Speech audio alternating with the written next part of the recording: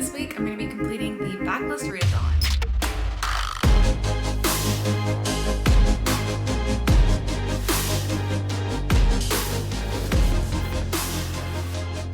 Backlist Readathon is a readathon that was created by Jacqueline, and she does this every year and has a rotating mix of co-hosts, so I'll link those all down below so you can check them out. I did the Backlist Readathon for the first time last year, and it was kind of chaotic the way I just jumped into it and decided to just participate last minute, and that's kind of what's happening again. But I really like the idea of this readathon because it's designed to help you read backlist books off of your shelves. So often I am concerned with reading new releases, trying to read arcs, and especially lately I've been reading so many like 2023, even 2022 books, but I have so many backlist books that I want to get to off my shelves, and if I don't have a reading vlog to fit them into, I kind of neglect them for a while. So the Backlist Readathon is a perfect excuse to get around to these books that have been sitting on my shelves, and I'm excited to read some older books this week. I don't know exactly what I'm going to be reading because I want to just mood read my way through the week. There are a lot of different prompts to follow to complete the readathon. I'm going to try to hit on some of them. I don't think I'm going to hit on all of them, but my main goal is to read as many backlist books off of my shelves as I can. So first off, one that I know I'm going to be reading is Our Wives Under the Sea by Julia Armfield because I've already started this book. So I'm going to be completing this as my first book for the readathon. This was a book that was published in 2022. It is sort of a horror book,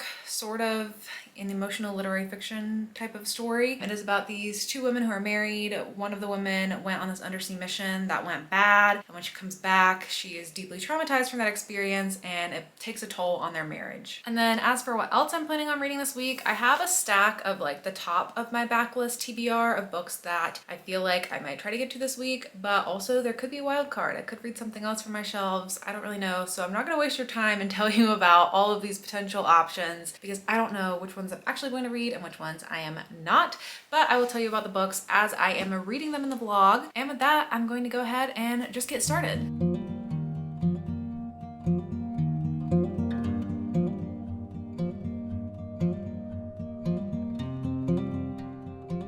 So as I mentioned, I am already reading Our Wives Under the Sea. So far, I'm probably like 30% into it. I'm just at page 63, and it's a pretty short little book. So I thought I'd give you my first impression, little update on this one, because I feel like I'm gonna finish it rather quickly. I did recently read the first chapter of this book in a vlog I did recently where I was reading the first chapter of a book and predicting my rating on the book. And this one I was reading the first chapter of, and I was also reading A History of Fear by Luc Dumas, and I was deciding which one I wanted to go with. I decided to go with A History of Fear because I thought it would be a 5-star. It wasn't. And this one, I felt like it was probably gonna be like a 4-star, so I decided to just save it. And as I'm reading it, as I'm about 60 pages in, it's still feeling like a 4-star for me, which is great. But I did hype this book up a lot in my mind, and I really thought it was gonna be a 5-star for me before I ever read it. But I'm still really enjoying it. I think the writing is very, not atmospheric, but the tone is very distinct in this book. You feel the grief and the hardship and the sorrow in these characters' voice. You get both of the women's POVs, Miri and Leah. Leah is the one who went on this undersea mission, and Miri is the one who was left behind and is now trying to navigate this relationship with her wife, who is deeply, deeply, deeply troubled. You don't have the full details of exactly what went wrong, but when you're reading Leah's POV, she's reflecting on that experience, and those scenes are creepy. I've heard a lot of people say this doesn't really feel like a horror book, and I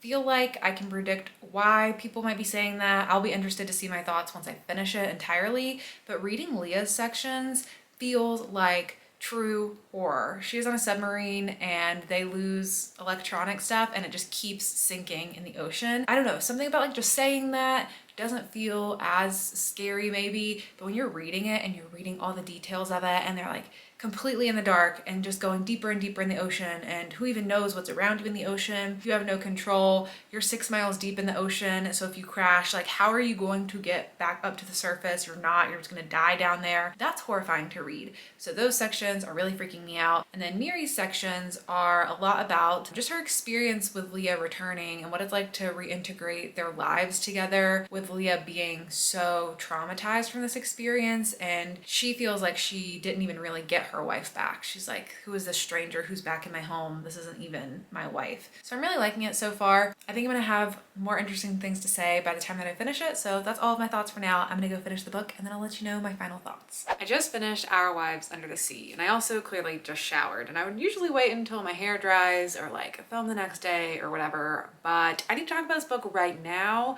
because this is one of those books that is very much the experience of it, and then like by tomorrow I might forget things about it because this is a book where not a lot happens. It's a book that is more insular, it's more reflective, more introspective for these two characters. Not plot driven, very character driven. This is going to be a book that a lot of people walk away from and they're like, what was the point? What are the answers? What was happening? Did we get the full story? What was going on? And totally see how you have that experience because I'm asking myself all those things too. And I will say I didn't enjoy this as much as I usually can enjoy books that are really well written and slow and not a lot happens, but they're just so emotional. This one I didn't enjoy as much as I have with books like that in the past. I don't know if like I'm going through a phase right now where I just want more action-packed books and that's what it is, or if it was this in particular, I don't really know. But ratings wise, this is going to be somewhere between a 3 to a 4 star for me. It was not the most impactful for me, but there's so many things about it that I really, really love. It just didn't come together the way I wish it would have. The main theme of this book is really about grief and loss, and yeah, I mean it's sad. It's a heavy, sad book. It's also beautiful. A lot of talk about the ocean, and there's a lot of just like really good one-liners in here that get you thinking about all these deeper philosophical things. The way that Julia Armfield writes about the ocean reminds me of the way that Charlotte McConaughey writes about the environment as well, and I love that. And maybe it's because I love so much taking that environmental concept and like taking a human story and they're reflective of each other, which is what this was doing too, but I don't know, I don't feel like it like fully went there and told the story I was looking for it to tell, but probably just because I'm biased to really enjoying the way Charlotte McConaughey does that. And this was just a different version of that, but it is doing that and I do like that. I have my own theories about this book and the story that I think it was telling and what I think was happening, and I walk away too with like multiple different versions of it, which I think is really cool. I like that it was more ambiguous and then I'm left with just all these thoughts and beautiful, stunning imagery. I feel like this would be such a good movie to watch. Like it would just be the most gorgeous, atmospheric, wonderful, sad, heartbreaking movie to see on screen. So yeah, it's not a personal favorite for me just because I've read other books that do things like this that I've personally enjoyed better, but I do like it and I do see why a lot of people like it. I also see how a lot of people could not like it. So I don't know, if you like these like weird niche things that are just like weird and slow and emotional and reflective, then maybe give this one a try. And then also on the genre thing, I was wondering if it would be like a horror book or not. This feels like a horror book to me. I think there's a group of people who say horror books are things that have like haunted houses or monsters or a serial killer in them, but that's not what horror has to be. Horror is so expansive and it can be so many other things. I would say this is a horror book in the same way that like We Spread by Ian Reid is a horror book. So if you like that kind of philosophical horror, then maybe give it a shot. I don't know what I want to read next. I'm wondering if I want to read another short book to knock out a quick read, or if I want to read one of my longer books, because the short book, or the next shortest book I have, is In an Absent Dream by Shauna Maguire, and I don't know if that's what I want to read right now. I kind of want to read a thriller, but I don't really have a traditional thriller on my TBR for the week, so I don't know. It's gonna be a mystery, but I'll figure it out and I'll talk to you when I know.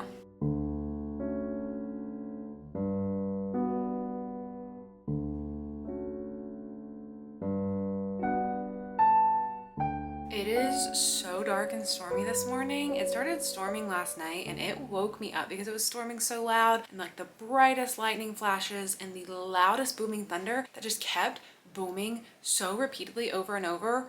Like no space between these thunders. It was right over my house. It was crazy. I've never been in such a loud storm. But if you hear it raining, I hope you like the sound of the rain, because there's nothing I can do about it because it's gonna be like this all day. And I'm gonna have to check in with you because I did read a good portion of In an Absent Dream last night. I decided to ask my channel members which book I should read next between this or Ring, and it was pretty 50-50 like the whole time. But one of the times I checked in, this was ahead, and so I decided to just pick this up because it just literally kept going back to 50-50. 50, and I'm really glad I went with this one because it's going really fast. I'm almost halfway through it, and I'm really enjoying being back with the Wayward Children series. If you don't know, this is part of a series of books by Shauna McGuire that are these portal fantasy books, and they follow kids, but they have a very adult tone to them, but like a whimsical adult tone to them. Kind of reminds me of like TJ Klune's writing style a little bit, but goes a little bit darker, I think. This is the 4th book in that series, but this one could be read as a standalone. The whole like concept of the series is that there are kids in the world and they find portals sometimes, and that sends them to other worlds, and sometimes they come back and sometimes they don't. And all these different types of worlds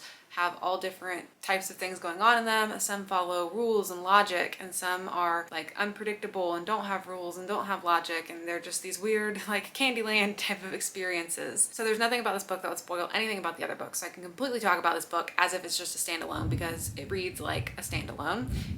And I'm sure you're hearing that loud thunder. So in this one, you're following this girl named Catherine Lundy. She's a little bit of a misfit in her world. She doesn't have a lot of friends, and she gets the opportunity to go through this portal world, and that is the Goblin Market. And I've heard a lot about the Goblin Market when I hear people talk about this series. I've heard a lot of people say this is one of their favorites in the series, and so far I think it's gonna be one of my favorites as well. The Goblin Market is this world where you can trade for things, but everything has to have fair value to it. The rules there are that you can't ask for things, that you have to have fair value when you are trading things. You're not supposed to tell anyone your name there because names have value. It's just a really interesting place. I really like the world building of the Goblin Market. I really like the characters she's meeting there. I like the world system and the logic and how it works. I think it's super interesting and a little bit spooky, and I'm really enjoying this one. So for my experience with the series, I really liked the first one. The second one I loved. The third one I didn't like as much, and this one I'm loving. So I feel like 2 and 4 are gonna be my favorites so far, but of course I'm gonna finish the book and let you know my final thoughts on it. But it's reading super fast, so I anticipate being able to finish this after work today, and then I'll check in with you again and let you know my full thoughts. Okay, let's talk about In an Absent Dream. I finished it and I loved it, and I feel like I don't have too much more to say. I really enjoyed it. I forgot how much I love this series. I have that problem a lot with series, which is why I don't read series often, is if I don't read them all at once, I get pulled out of it and I forget that I cared about it at all, and I never think to pick them back up. And the second I pick them up, I'm like, oh, I love it. I love the series. It's so good. I want to read all the books right now. Then I have so many other things on my plate that I end up reading other things, and then I never end up going back to the series. And that's really the main reason I'm not a series girl. It's not because I can't like series, it's that I can't stay engaged in series if I don't read them all at once. And so part of me wants to just order the rest of these books and read them all right now, but I know I'm not going to do that because I'm really trying to get through a lot of my TBR, because I only have a little over 30 books left on my physical TBR, and then we're down to 0.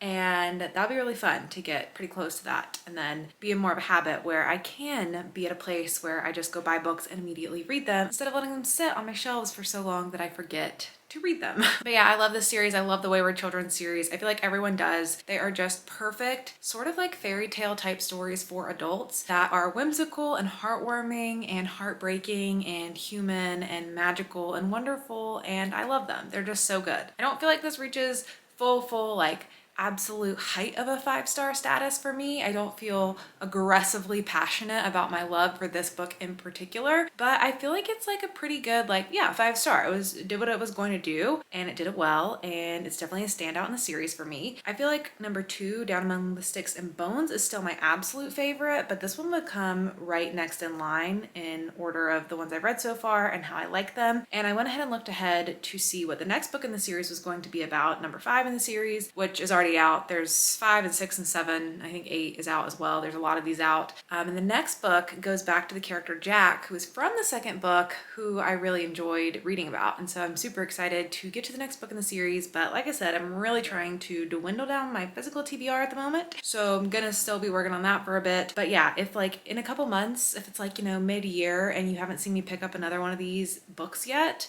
just like let me know in the comments. Be like, hey, remember how much you love the Wayward Children series? Why don't you go back and read the 5th book? Because if you guys don't tell me to, I'm probably gonna forget.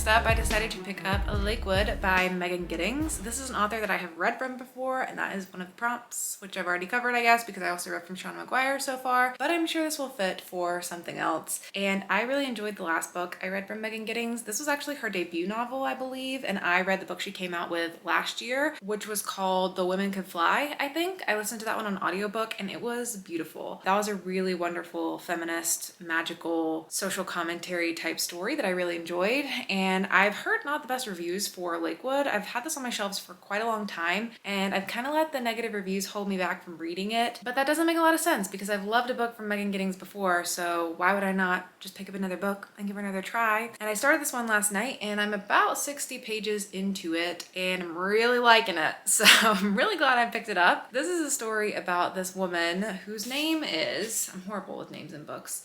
Her name is Lena, and her grandmother passes away, and she has been pretty much raised by her grandma. Her mom's still in her life too, but her mom has some interesting conditions that she's dealing with where she just has like these unexplained chronic illness symptoms. And so I don't think she can work and provide for herself. I think the grandma was really like helping a lot with their lives. And so now that the grandma has passed away, Lena is put in this situation now where she has to take even more care of her mother. And she's currently in college, so she can't work full time, but she comes across this opportunity to do this research study, to participate in a research study where she can get a lot of money for just participating in this research. And that is the setup of the story. This is a horror/thriller book from what I know of it. And I've also heard this has like a social commentary aspect in just the medical treatment of Black women and how that's going to come into the story, which I can already see coming in. I'm interested to see what else this story is going to bring up and what other kind of conversation topics it will bring up, particularly for Black women in the medical industry. And it's creepy. It's creeping me out. I don't really know what people didn't like about this. I just remember people not really giving it the best reviews. But I don't know, I'm going into it just with my own experience to not be biased because I'm liking it so far. It kind of reminds me too of Ian Reid's writing a little bit because it's just luring you into this really eerie situation. Your main character's losing time a little bit and it just feels strange. So I'm really liking it. I'm excited to keep reading it. I feel like it's gonna be a fast read. And yeah, I'm just gonna keep on reading. I'll let you know my next thoughts next time I check in. I finished Lakewood and I really liked it. I feel like this is gonna be like a 4-star for me. I'm really surprised to have heard so many negative reviews because this reminds me a lot of some other popular books that I've read. Mostly really, and I can't remember if I already compared this to this. Actually, I think I compared the first book I read in this vlog to this. This one really reminds me of like Ian Reid's horror style, particularly We Spread. Like in a lot of ways. This reminds me of the writing style of We Spread, and people love We Spread, and people don't really love this one as much. So kind of surprising to me, but yeah, I did really enjoy this. It's one of those books that takes something horrific in our society that you don't think about a lot. And even when it's talked about, it's not really fully represented truly how horrifying it is. And then when you read this and you're put in this character's perspective of going through these research experiments, not knowing what's happening to her, and being in a position where she doesn't really have many other options, and then seeing how that happens to a lot of people like her who get put in these situations to just be treated like lesser than by scientists because I guess their perspective is probably, you know, they have to try experiments out, like medicines out, you know, like you have to try new things out in some research studies. And this just shows when the ethics aren't there, how truly horrible it gets. And it is very, very scary.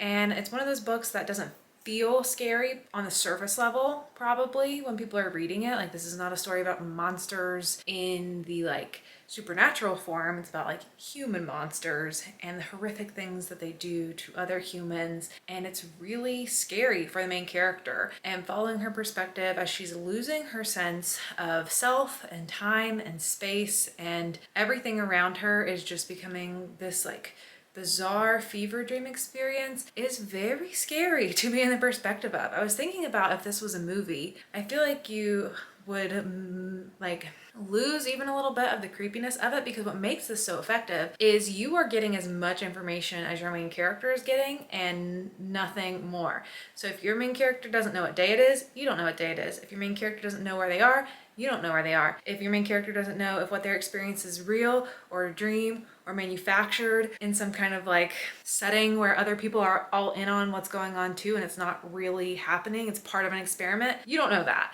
And so the whole book, you really are just as scared as your main character is. And I thought that was just really effectively done. This is the second book I've read from Megan Giddings now, and they've both been 4 stars. So very excited to see what else she does in the future. Based on both this and The Women Could Fly, it seems like she really likes to write about feminism in her stories as well, which I really like. And yeah, I just thought it was really good. Not quite a 5-star, blowing my socks off, because it also is kind of like confusing, but that's the point of it. It's supposed to be confusing. And I do think it had a little bit more potential to bring some of its themes to light a little bit more, but overall it was really good. And that's it for what I'm reading for the Backlist Readathon. I got around to reading 3 books off of my TBR, 3 backlist books that I had just been letting sit on my shelves, and ended up really enjoying all of them. I had a 5-star and 2 4 stars, which is incredible. And just goes to show I should really consider prioritizing backlist books more often, because I do tend to like the books that I purchase and let sit here forever. There is technically still a little bit of time in the readathon, but